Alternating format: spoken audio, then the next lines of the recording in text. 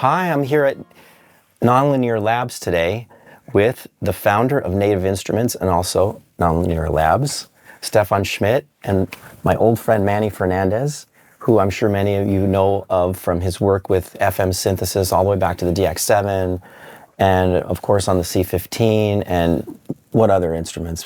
Probably anything all FM. All the Yamahas, Essence FM. I love the stuff, not just FM, physical modeling, so the VL, VP, and C15, which is a nice blend of all of the above. It is, yeah. And a great keyboard. And you know, Stephan has really put his heart into designing this instrument. He can really do anything that he wants to do, and he wanted to do this for players, right? I think that was where you were going. Yeah, we have chosen the focus on I mean, there are so many instruments out there for, let's say, studio production and so. And I'm more fascinated by live musicians or people who play every note. They're very responsible for every note that they play. And when things happen in real time also, that's very important for me. Well, we're really lucky, you and me, to have both of them here, because I couldn't be with a more powerful pair that could hopefully unlock any mysteries that we all have about FM synthesis. And this is a much simpler approach to it. You know, I have a lot of familiarity with the Synclavier FM, but then sometimes, just like all of you, I can be a little bit slowed down, let's say, by new interfaces, and just the idea of like, how do I get the sound that I want? Like, where's the filter knob, and you know, where's my sawtooth waveform and all that kind of thing. But I think right now the best thing we could do, and I haven't seen too much out there on this, is like really to unlock some of these mysteries about FM synthesis. So I'm gonna just be you guys today and observe and learn as much as I can to move around quickly on the C15. And I think it just helps overall anytime you approach an FM instrument, you know, because the terminology is kind of similar. It's just finding it where it lives on the front panel. So, but how do you guys go about it? Well, one of the things that I liked about how Stephan designed this is the front panel is very descriptive. So you have, I'm going to call it button per function. Yes, you have one knob for the data entry, but he's using terminologies that which be much more familiar to people. So when you're dealing... Such as? Well, phase we have, okay? If you drive, people know what drive is. Wave shaping's been around for a while, so they have the fold and asymmetry. So these are more common things that you look at, and they have what they call the PM self and the PM feedback, which are like your feedback loops, where you would normally think of, do I have a stack of algorithms? Stephan, it's not a simplistic engine, it's a minimalistic engine, because it's really just two sine waves to start everything off. So you don't have to worry about what algorithm do I use? If you do two like sine wave FM, which unlike the DX7, you have six, right? And they're operators, and then they call it operators in the combination of an envelope and an oscillator, and the possibility to modulate the oscillator.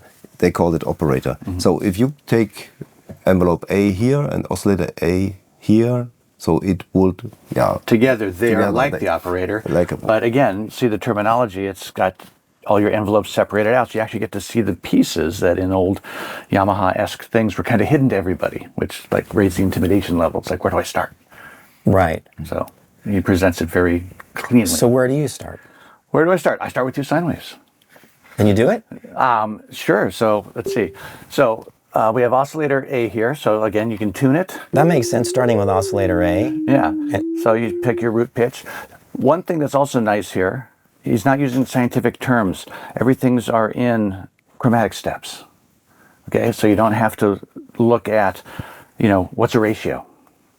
You know, what sub-frequencies am I using? So chromatic steps are going to be 12ths. And 12ths, right? correct. Yeah, so if we want to get a 2-to-1 ratio. Then you would do, for example, 48 to 60, because 48 would be an octave below 60, and things like that. But we're just going to start here. So you say, all right, I want to make my sawtooth wave. You can hit the self-modulation Start bringing that in. And that's just one operator. This is the self-feedback loop. So it's just one oscillator, Yep. and that's it. And, Right. and it's just feeding back into itself. So self-modulation, it means also it's phase modulation. Yeah, so it's just taking the signal from the output of the oscillator back into the Back, like a feedback loop. Right. to the phase modulating input, and then it's distorting itself. So it's when it tries to rise, it might be accelerated. When it falls, it might be decelerated. Yeah. So when you get something that is asymmetrically, yes, it gets more to the sawtooth shape because one side gets faster, other gets slower, yeah, like a ramp. And so that's a very easy way to get sawtooth. Yeah, but we can even just pause and take a breath right there, because you've just seen that we take one sine wave, feed it back into itself, right? Turning one knob, and now we have a sawtooth. Right. So just before we go any deeper than that, what can we do with that sawtooth to make it musical? Jumping in to remind you to visit anthonymarinellimusic.com. You can get exclusive free content there and be on top of everything that we're doing. So now back to the video. Okay, well, so now if you're coming from the more traditional ends and you don't like digital synthesis, we've got a state variable filter, Just like any filter. like any filter out there. So you can take your... So state variable means we want to be as understandable as possible.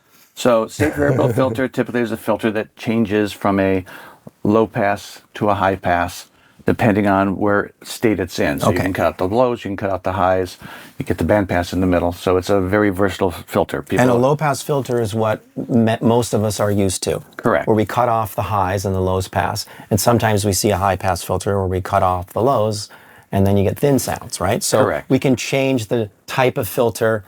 That's what variable state means. So this is our sawtooth wave going through the filter. Okay, we'll go on filtered for a second. So we're going to go to the filter and hit cut off. So we can just turn this and get bright. So that's where we were, just by feeding back. Right. There's some default settings here, so the resonance is up at 50%. So that's our... So we have basic resonance control. Resonance And control. resonance just emphasizes whatever that cutoff is, the frequency of the filter, wherever it's cutting off. So if it's cutting off at 1,000 cycles per second, then the resonance puts emphasis on that frequency over some of the other ones. Correct. So you get your... And when you sweep it, it goes wow. Exactly. So again, the mystery behind the box, okay, yeah, we're FM, but now you're in a paradigm that so many people are familiar with. Could you make a square wave?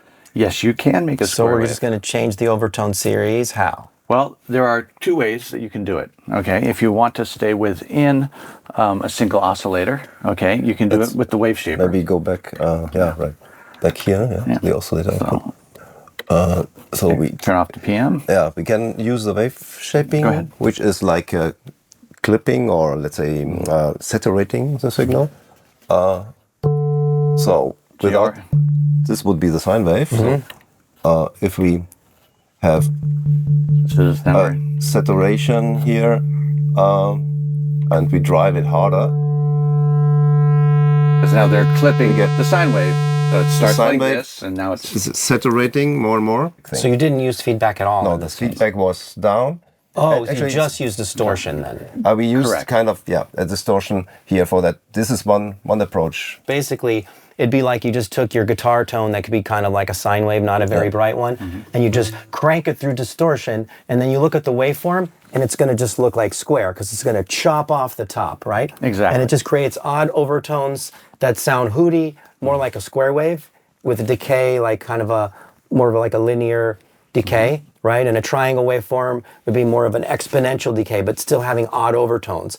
So those are the differences between the waveforms. So a sawtooth, we just feed it back into itself and it generates all these beautiful frequencies and basically a linear decay, you know, as they get into the higher range of frequencies. And then to get a square wave, we take a sine wave and instead of feeding it back into itself, we distort it, give it a nice haircut, and it just, if you look at the waveform, just like clipping, or when you guys do over compression and you try to crank it up for a radio mix, just chop off the top, right? Yeah, so not like that. Now you're here, my bad. It's these guys.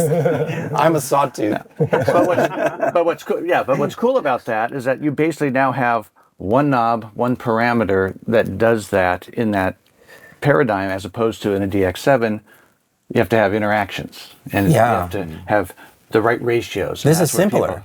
Much simpler. And you can modulate these things too, and then all controllable in real time. And you have all the all the nuances between the pure sine and a strongly clipped signal, which is before you filter. Before you filter it. Without using any filter.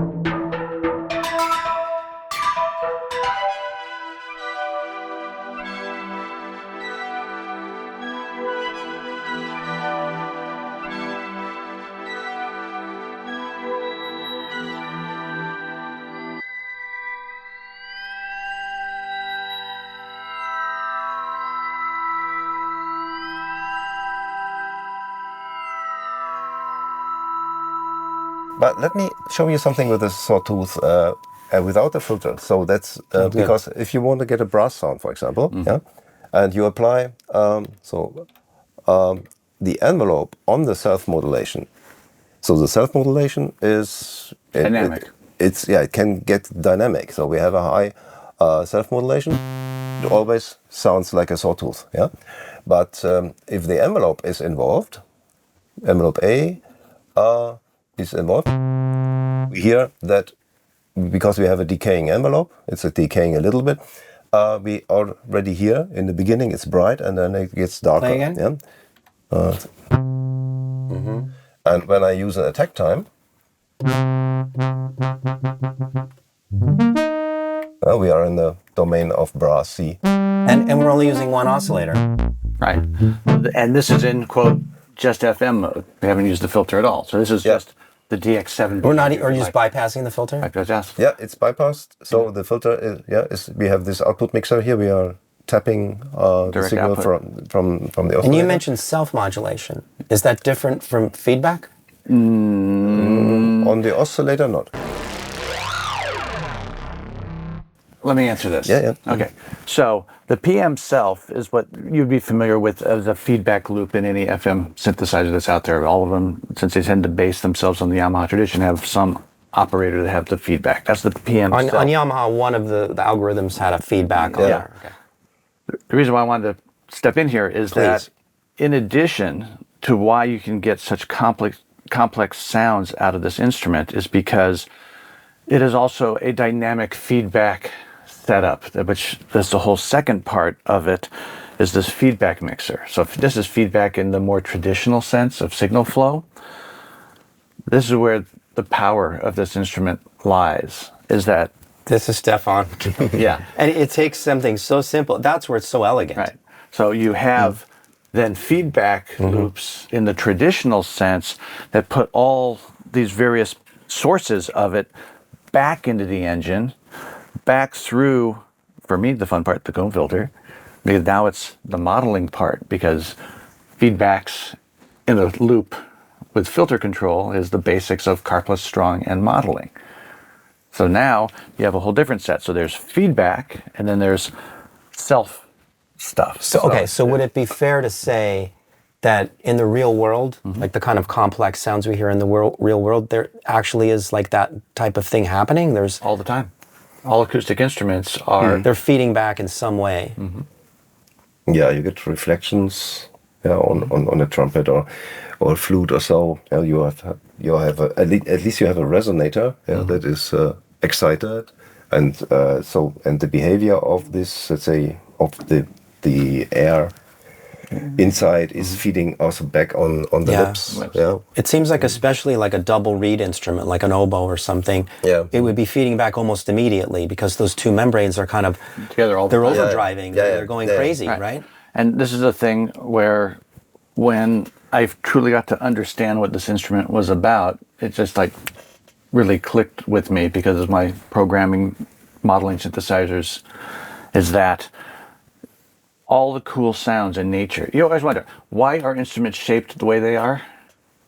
Because that's what works. That's where the physics works, okay? So all the timbres that you hear, or the behaviors that, why does a flute behave different from a saxophone? Why do different saxophones have slightly different harmonic structures as it changes? Why do all the brass instruments, depending on the curves, change? That's because how they feedback within themselves create the stabilities which create the timbre and how it behaves to your input.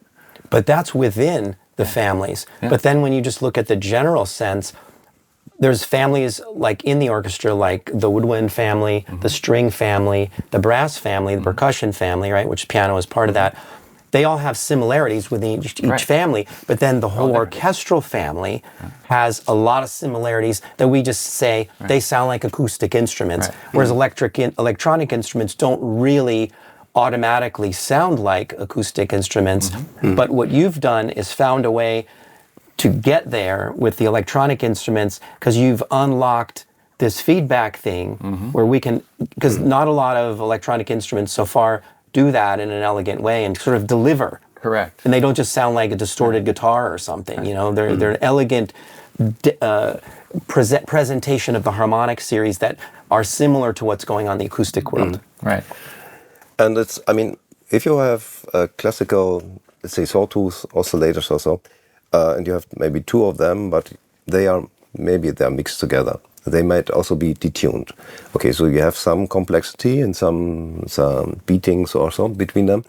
But when it comes to FM, you can if they modulate each other, the two oscillators or operators, you get a wide spectrum of partials that are not in the harmonic series. If you get noisier results, more metallic results than you would get from an analog synthesizer, typically. And that was also, for me, it was important to have these spectra available. Yeah, so the left side of the instrument is kind of producing signals that can be really, let's say, noisy, but they can also be very short or very, very low level. And the right side is resonators. And maybe you should. But so just I want to move too quickly, but we want to get to the resonators. The difference between the feedback and the self-modulation and the resonators. If you can just get those in a nutshell.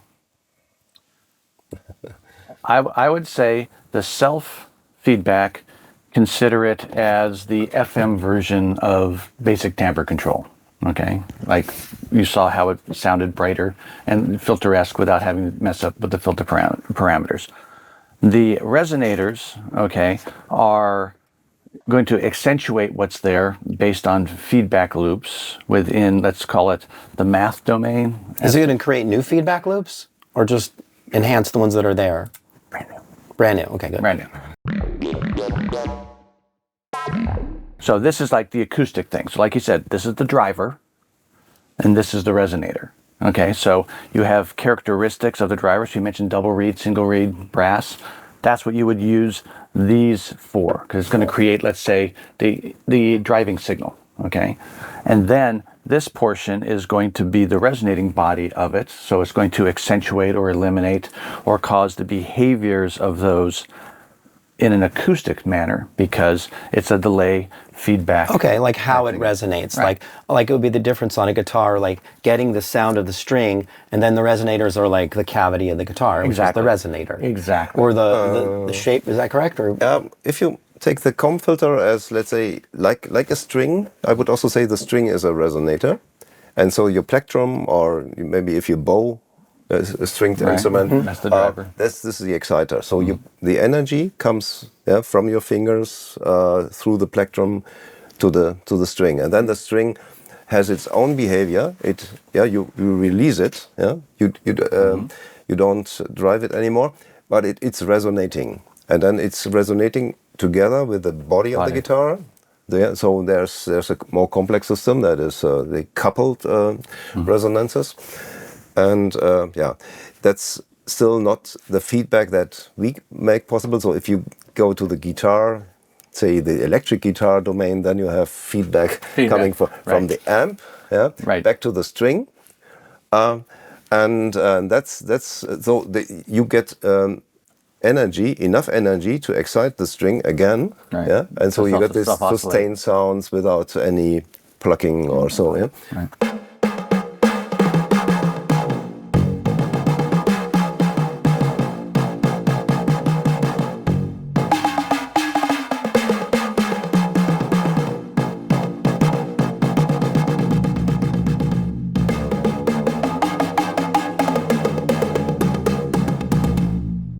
I'm sorry, maybe people are You see it okay on there?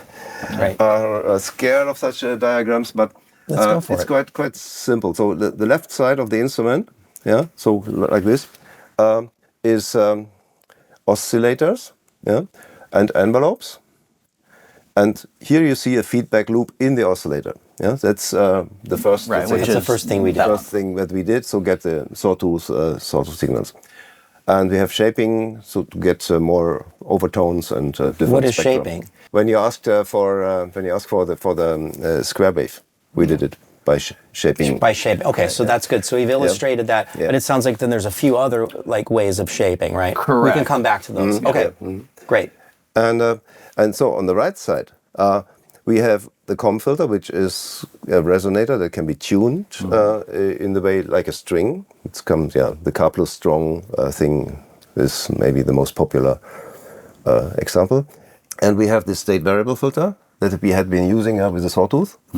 And we can decide if we run our signal through this filter or through this filter. Or both. Or through both, and then mix it or just use the output of that filter.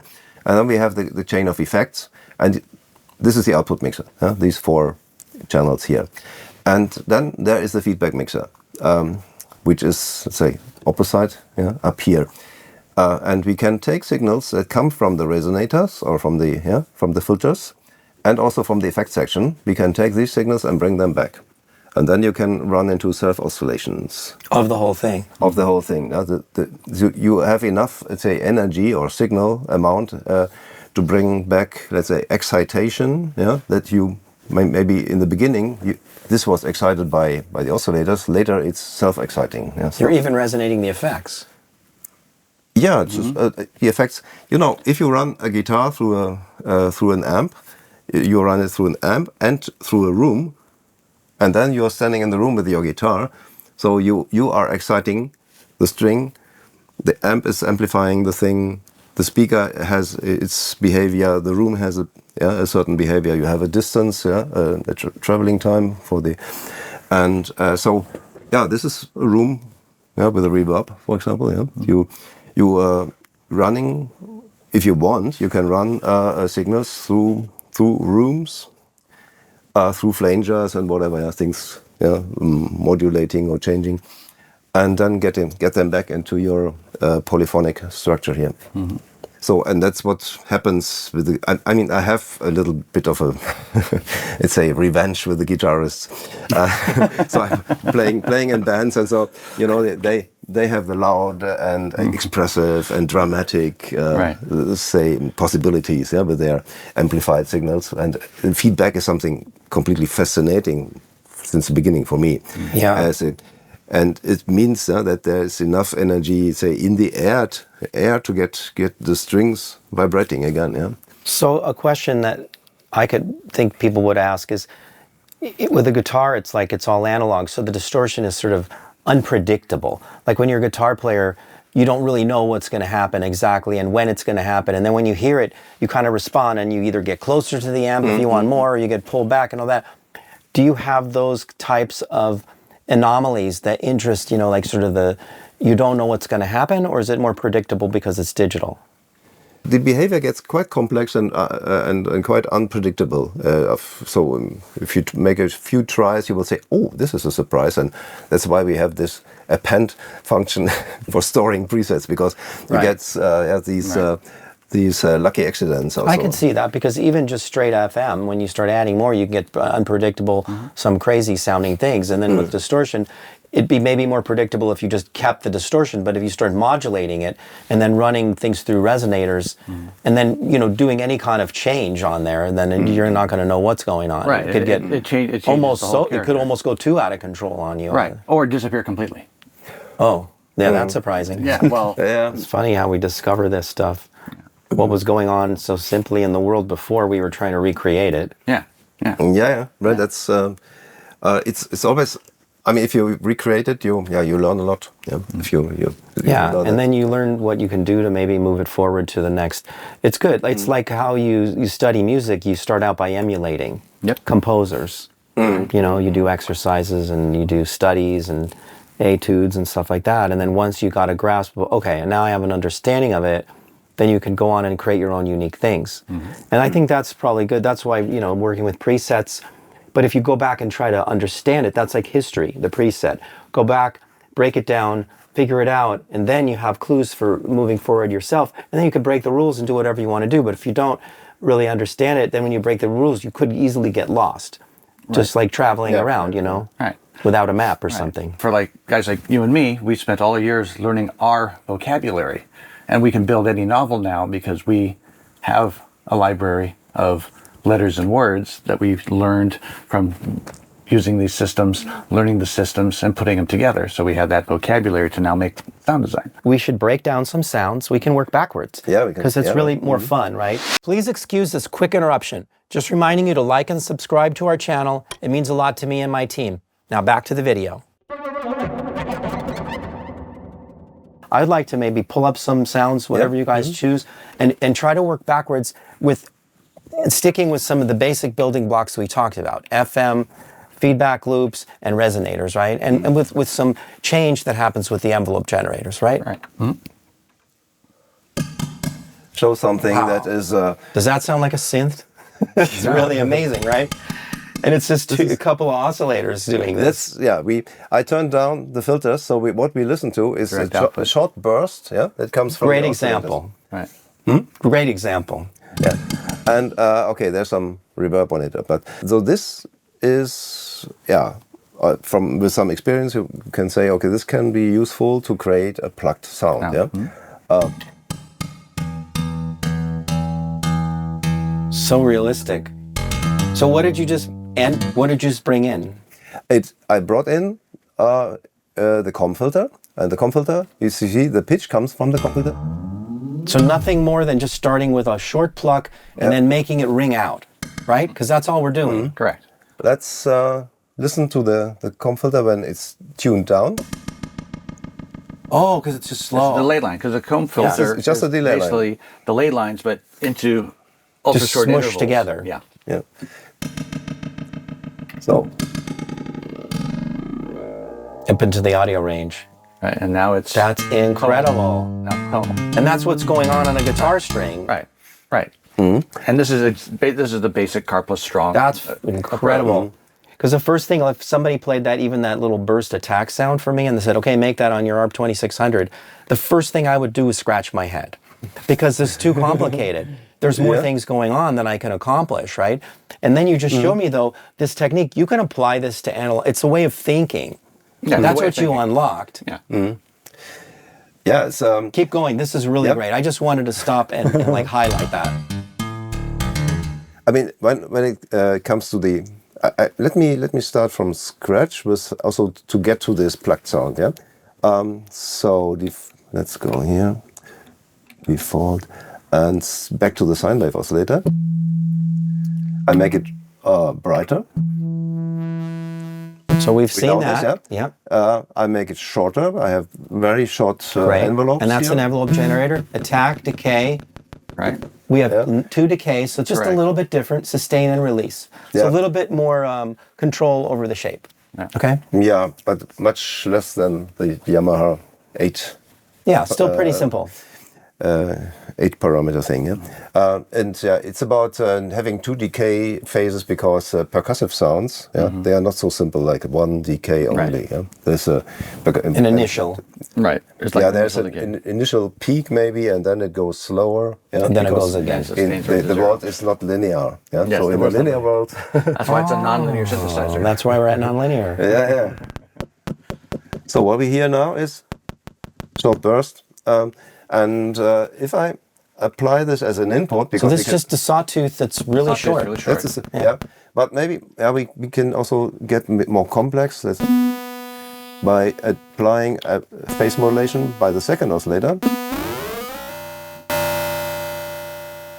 So now we get all these, let's say, complex partials that you So get. he just set up a very quick 2-operator interaction, carrier modulator type of Yeah, thing. so that's like Yamaha's version of FM. Right. And so when he brought in oscillator B, that's your Can we go modulator. back? This is the phase modulation here? Well, that's the this is- ratios. Okay, let's go. Can you go back? Yeah, and I just, Let's take this Turn it down. yeah, and then let's bring up the phase modulation slowly so you can,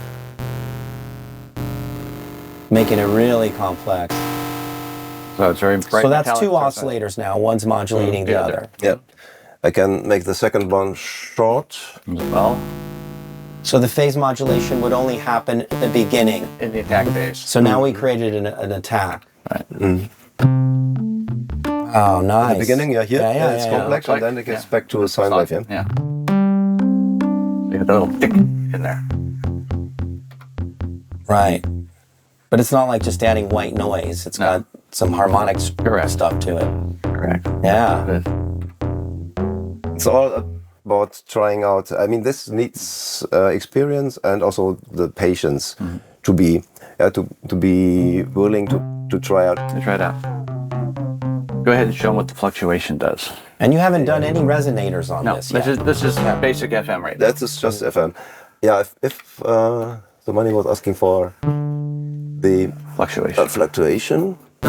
What's fluctuation? So if the oscillator, we listen to the oscillator that is now with some self-modulation, is running similar to a sawtooth. It will sound like this. Oh. Yeah, like a sawtooth oscillator, it's just running slow. And let's make it permanent. So, and with fluctuation, it's like you have a beat from a very bad drummer. Right. So it's a fluctuating in Very pitch. bad drummer. Love that. And Hey, bring it back up. Back here, making it Noise. noise. this would be a pure, the clean frequency, and this would be let's say, it's a jitter. Yeah, so it's getting faster and slower with each period, and it's like no longer one frequency but multiple frequencies at the same time. Well, it just goes faster than our hearing can hear the individual events. Right. So it's perceived as noise. Like watching a movie. Like a movie consists of individual frames. There's actually white in between, but our ears don't pick it up. It's persistence of vision. We have persistence of sound too. And Stephan plays on that, and it sounds like noise, which is all frequencies at once. Yeah. We're quite very flexible, depending on the, let's say, on the waveform that I choose here and the amount of fluctuation and also the amount or the pitch. Yeah. Wow, great sound. So you can modulate that, of course, if you want to. Yeah. And if I use this as a, so maybe later will do this for string, yeah. So that can be your driver into the resonator. Now we're in the resonators. Tell us what you're doing. You don't get to run away like that. Okay. Yeah, right. So let's make it short in the beginning. So make it really short, like it. This is our plug. That's pure. Pure in the computer, and it will always decay. It's like, maybe we do some high cut here. Oh, It's not so nice like the guitar before, but it's just like a plucked string. Sounds like a coda a little bit. A little bit. And then if we use it in a permanent mode, with some sustain, we get a permanent excitation. It sounds like an orchestral sample, like mixed in there, all slowed down. Yeah. Because there's so much harmonic content. Now what are you sweeping now? The pitch? The pitch. The pitch of the driver oscillator. So the actual pitch you hear is is the comb filter setting. the computer. Wow, it gets so interesting and complicated with just two oscillators and feedback and a little bit of phase modulation, which is FM. Right, and you don't have to say, what algorithm was I using? Because there's a question I get asked all the time. I want to make a good string sound. What algorithm do I use? You've probably been asked that your whole life. You should get paid by the question. And depending who's asking me, I'll either say, well, these are the most useful ones, or I'll say any of them. Technically, you can use any of them. You know, so. Well, yeah, if you apply feedback loops and resonators, it does. You just need one. Exactly. So simplified. So it's not simple. It's simplified in terms of the interface and approach. Okay, the results are still wonderfully complex because the beauty of this instrument is that every one of those buttons, if you look at the menu that brings up, there's a modulation source for it. So one of the things that I find is so nice about more modern FM synthesizers is controlling the individual phase relationships between your operators, because that shifts all your harmonics in a way that's completely different than changing the modulation index. So you can take one of these sounds, and if you do nothing more than change the phase of those two, you get a whole different timbre space, but the behavior will be identical, and your patch doesn't. And when you said modulation index, was that like FM? Right, that was like from FM. So when you there's just so many word terminologies, right? Right. So it's for many FM, it's called the level. So if you take your separate operator, how it goes from the sine wave to the what other waveform is, how much that modulation index is. Yeah. So the amount of modulation. Right. And one of the things that drives people crazy is that you turn that knob, they think that it's supposed to work like a filter, and it sounds nothing like a filter. No. Right. So it breaks sounds when you try to just change too many things in a total FM environment. And in here, you can change that, you can change this, and it doesn't break the fundamental behavior or structure of the sound, but it'll change the timbre, which is what people are more interested in working with 9 times out of 10, because they're used to a filter. You change the filter and it changes the timbre, but you didn't change the behavior of your sawtooth wave. I was reaching, ahead for these types of things, because I really like phase shift and things like, and I would just mix them in a little, not this heavy thing, because I was looking for that inner movement, Right. more of it. I had FM. First I started with additive, a subtractive synthesis, which really doesn't have very much. Right? You can shave off the top and the bottom, but the inside, FM starts to give you the middle movement, but then I was looking for more of what's happening in the real world. We were getting just changes in sort of it's resonation and distortion, right? Yeah.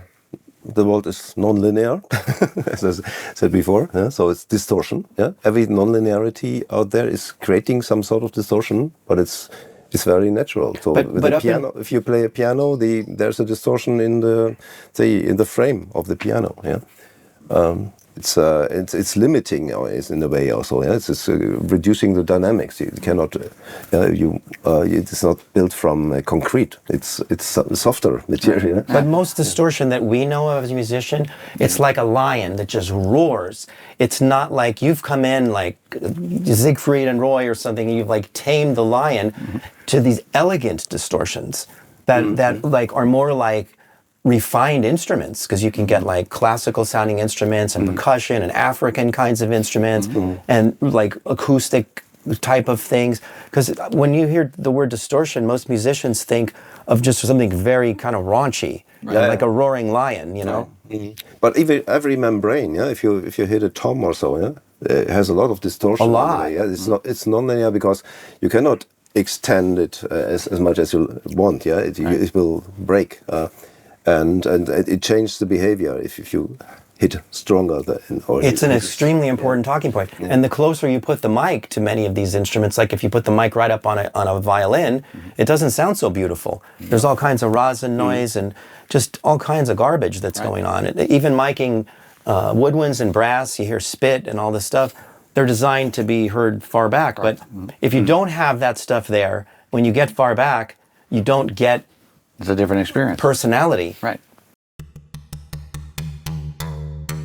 What I wanted to do when you were at the end, you see the two ribbons that, and the two pedals, I wanted to set up situations where, okay, that's one sound. This is something very different. We got to do this. Okay. This is really good. And then, even though you don't know anything about it, you can pick your points sort of as your favorite. I think he's queuing you up. You have to choose one. This is the better one. I like this one. So I call this DX. Yeah, show us your progression. All right. So we start with a basic noisy percussion. So this is something you can do on any analog synth, drive a noise to a couple of Yeah, filters. I could probably make something like Oh, you that can with do a that, ring yeah. modulator, filter, some noise, a couple envelope generators. I'm Right. there. So I have two controllers, one I call de-wisp and one I call pop snaps. So I'm going to de-wisp it. Full noise is gone. You hear more of that hollow resonator. So now we have more of that example he showed.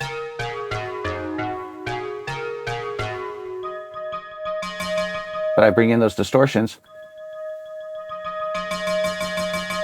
So you get that Whereas dynamic. if you were here, do that again. It's going to be the same thing, but the noise is going to overpower it. Oh yeah. Keep going.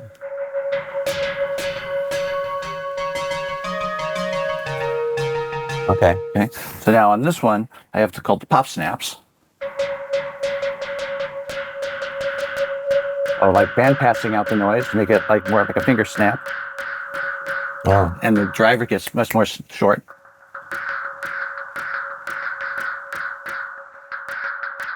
And then you can pick intermediate parts. Here's them both maxed together. Yeah. I love the way that Stephan designed this thing. Because you can even, I noticed you did something like this. Yeah. Look at that. You guys, you see the lights? You can slide or you can just. Right. Or more, better, the pedals. I'm not going to do the sound justice, but We don't see the pedals, right? so as you're playing, all right, you can. So Manny has a pedal on each one of these ribbon controllers.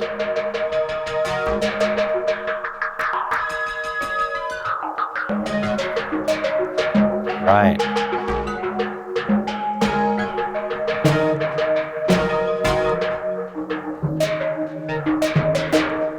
It's like super high level of expression.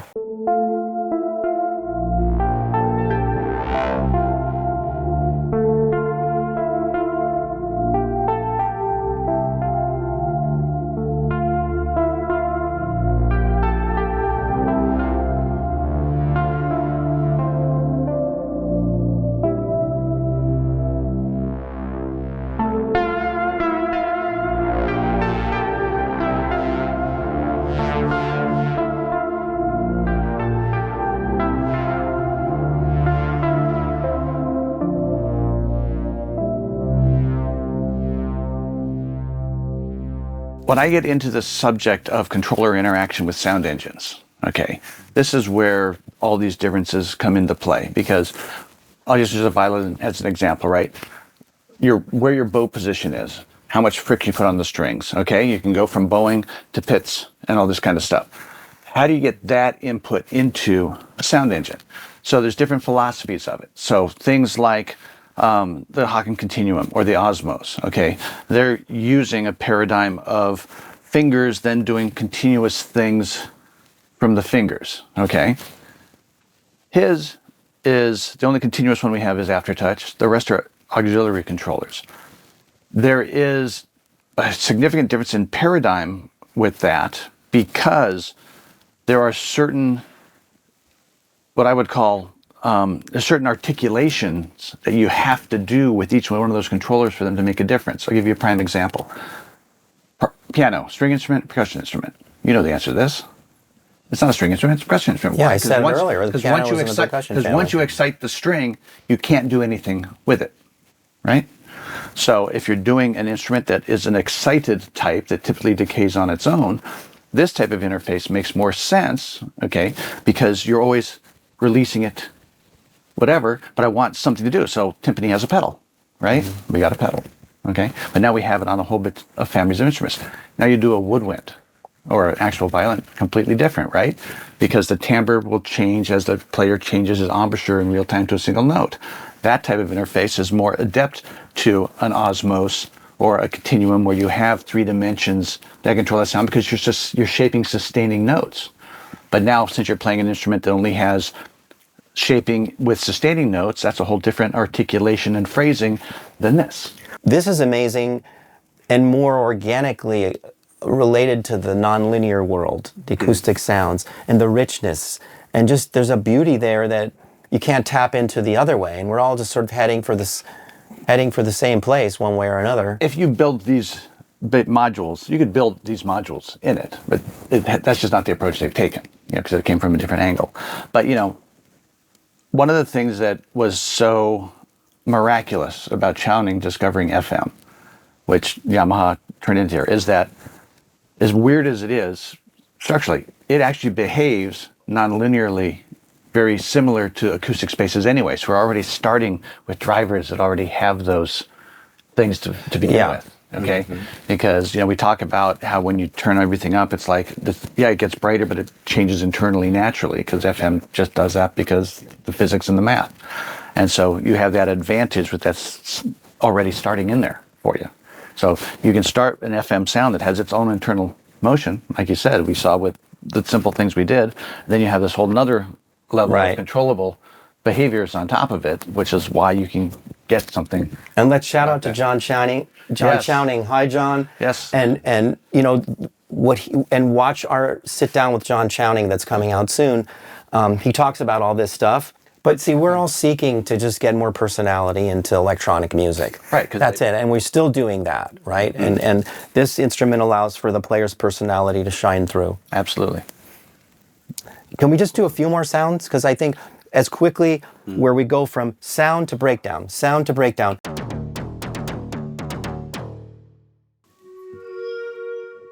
All right. So I have a basic pitch envelope on a sine wave on my A oscillator. On my B oscillator, we have this high frequency noise. Oh, wow. Okay, so those are the individual parts of it, but I'm not hearing them directly. I'm only hearing them how they interact through the comb filter. And I have each different one on the controllers to bring in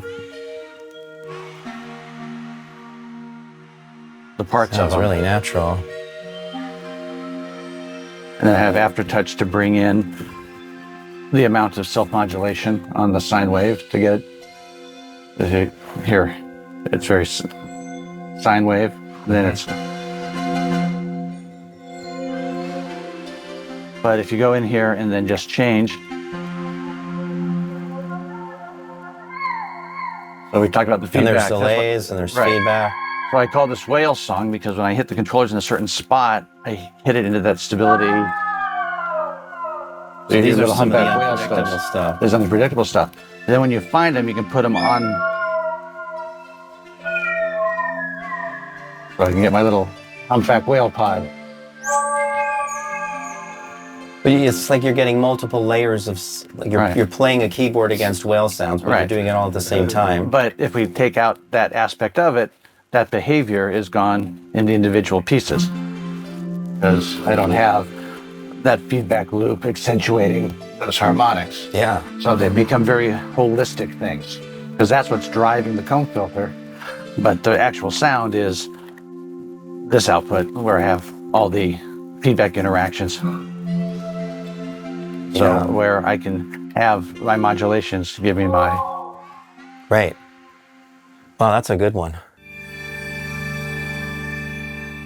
So thank you, Manny, for your programming prowess and sitting with us and breaking it down for us, in a learning kind of way. And Stephan doing the same as Manny, breaking it down. You both had a lot of stuff to chime in on, and for building such a wonderful, instrument for players, and a gateway to controlling really acoustic kind of sounds, with complex sounds in a really simple way.